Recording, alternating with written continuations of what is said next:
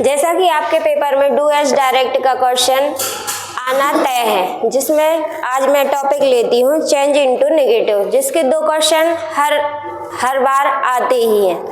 और change into negative में आपके लिए हमेशा, आप जब प्रीवियस ईयर के क्वेश्चन पेपर को देखेंगे तो आपको देखने मिलेगा कि हमेशा प्रेजेंट सिंपल और पास्ट सिंपल से ही नेगेटिव बनाने के लिए आपको आता है। ऐसा क्यों?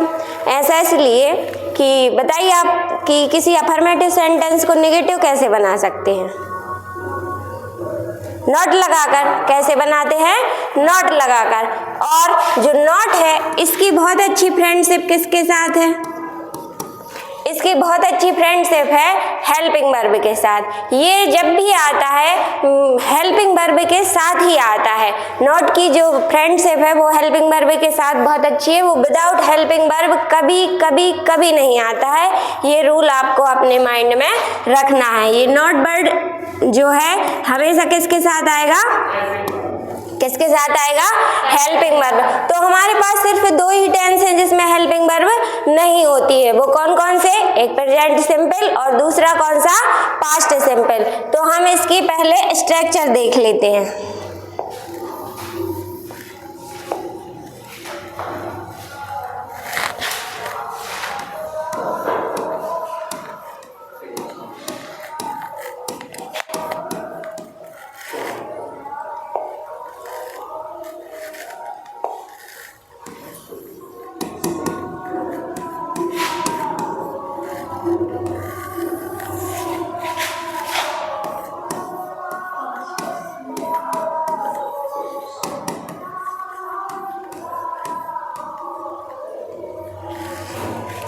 कोई बोलेगा प्रेजेंट सिंपल की स्ट्रक्चर क्या होती है?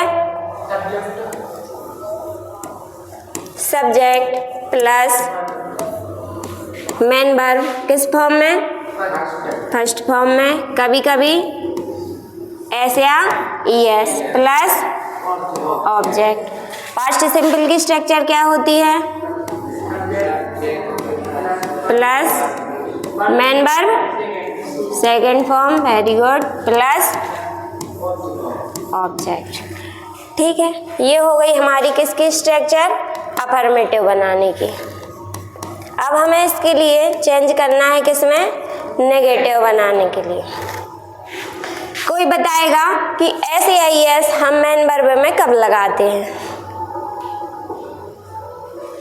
चलिए मैं बताती हूँ। क्या प्लूरल हो?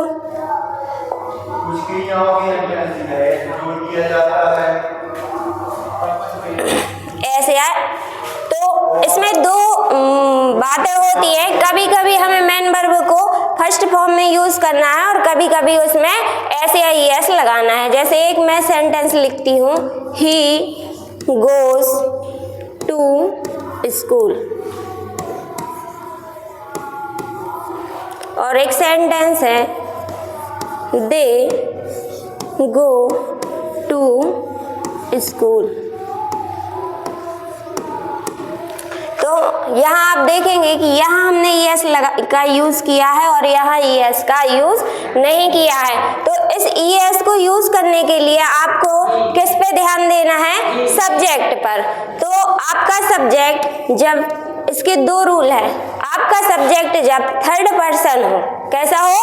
Third person. और दूसरा सिंगुलर नंबर, कैसा होना चाहिए? Singular number. इसके लिए 2 कंडीशन है कि आपका सब्जेक्ट एक तो कैसा होना चाहिए? थर्ड पर्सन, और दूसरा कैसा होना चाहिए? Singular number. अब कोई कहेगा कि ये थर्ड पर्सन और फर्स्ट पर्सन क्या है मैम? मैं नहीं जानते, तो इसे 2 मिनट में समझ लेते हैं। ये टेंस हम क्यों पढ़ते हैं? बोलने के लिए। तो ये फर्स्ट सेकंड थर्ड पर्सन क्या है? जो जब बोलने वाला बोलता है, जब बोलने वाला बोलता है और बोलते वक्त जब वो अपने लिए, अपने संबोधन में जिन शब्दों को यूज करता है उसे फर्स्ट पर्सन कहते हैं। क्या कहते हैं? First person.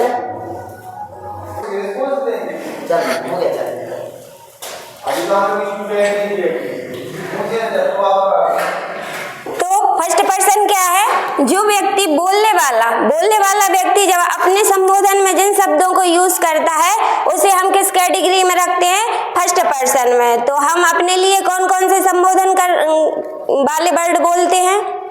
पहला आई, हम अपने संबोधन में क्या बोलते हैं अपने लिए? आई। दूसरा एक और शब्द है, क्या है? बी। Very good. अगला वर्ड वी। तो ये दो शब्द क्या है? First person. क्या है? अब सेकंड पर्सन।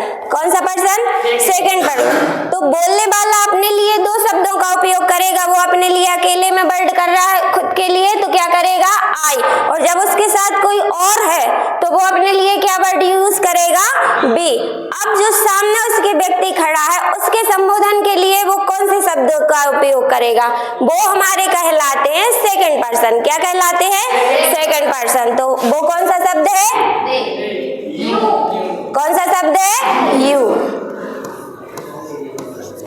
इसके बाद आता है थर्ड पर्सन। तो जो दो व्यक्ति बात कर रहे हैं किसी वस्तु या किसी व्यक्ति के बारे में बात कर रहे हैं, उसके संबोधन में जो शब्द बोले जाएंगे वो आपके कहलाएंगे थर्ड पर्सन। क्या कहलाएंगे? Third person. तो बताइए ऐसे कौन कौन से शब्द हैं? कौन कौन से हैं? He, she, they. Very good. It, किसी वस्तु के लिए या किसी एनिमल्स के लिए हम कौन सा वर्ड यूज करते हैं? इट। तो ये हो गया आपके फर्स्ट पर्सन, ये हो गया सेकंड पर्सन, ये हो गया थर्ड पर्सन। अब मैंने यहाँ रूल बताया था कि जब भी आपका सब्जेक्ट कैसा हो? Third person. कैसा हो? थर्ड पर्सन और सिंगुलर नंबर। तो ये तो आपका फर्स्ट पर्सन है, ये भी फर्स्ट पर्सन है, ये भी क्या है? सेकंड पर्सन है। अब आपके लिए कौन से शब्द मिल गए थर्ड पर्सन में? ही, सी, इट और दे। इसमें से अगला रूल क्या है? आपको क्या चाहिए है? सिंगुलर। क्या चाहिए है? सिंगुलर। तो यहाँ जो दे वर्ड है ये क्या आपका सिंगुलर है? नो। नो मैम, ये सिंगुलर नहीं है। तो अब हमारे पास कौन कौन से सब्जेक्ट बचते हैं? ही, सी और इट। तो आपके लिए रूल मिल गया कि जब भी आपका सब्जेक्ट ही, सी या फिर क्या है? इट, या फिर किसी एक व्यक्ति का नाम, आप किसी का नाम लेकर भी तो संबोधित कर सकते हैं, उसके बारे में बात कर सकते हैं। तो किसी का एक नाम, किसी का एक नाम है ना, जब ये आपके सब्जेक्ट बनते हैं तब आपको यहाँ मेन वर्ब में क्या लगाना है? एस या ईएस। क्या लगाना है? और अगर इसके अलावा आपका कोई भी सब्जेक्ट है तो आप क्या करोगे? मेन वर्ब को फर्स्ट फॉर्म में रखोगे। ये आपका क्या हो गया? Present simple. अब हम क्या सीख रहे थे? नेगेटिव बनाना। क्या सीख रहे थे? नेगेटिव बनाना। तो आपको पता चल गया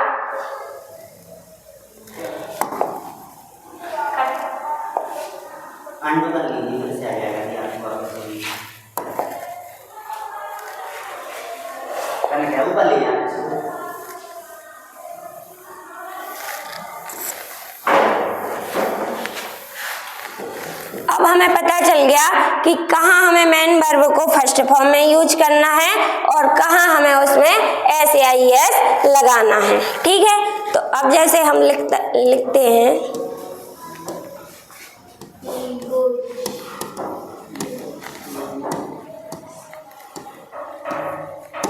अब हमें इसका बनाना है नेगेटिव। क्या बनाना है?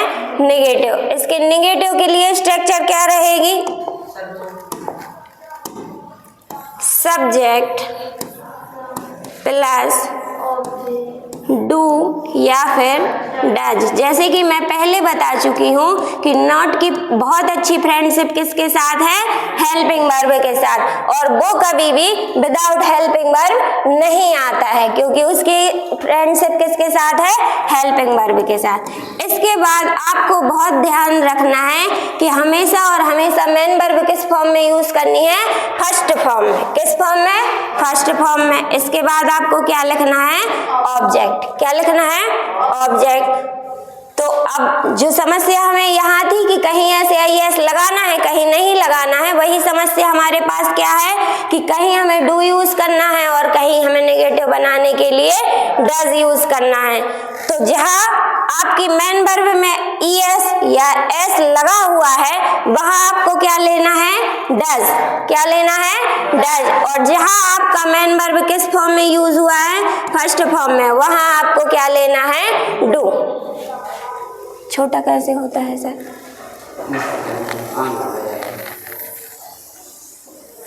खिसक जाएगा।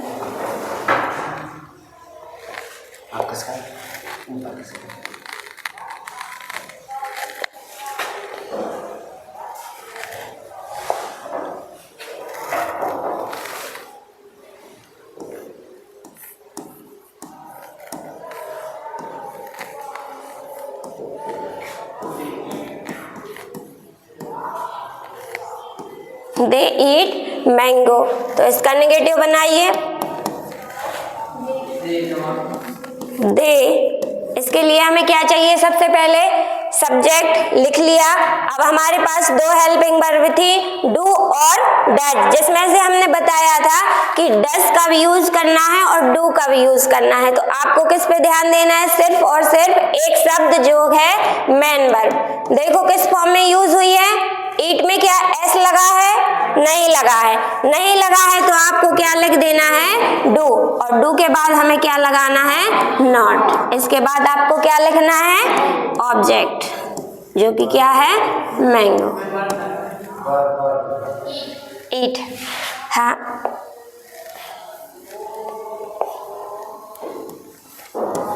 ईट मैंगो।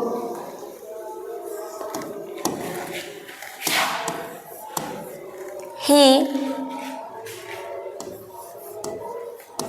drinks tea।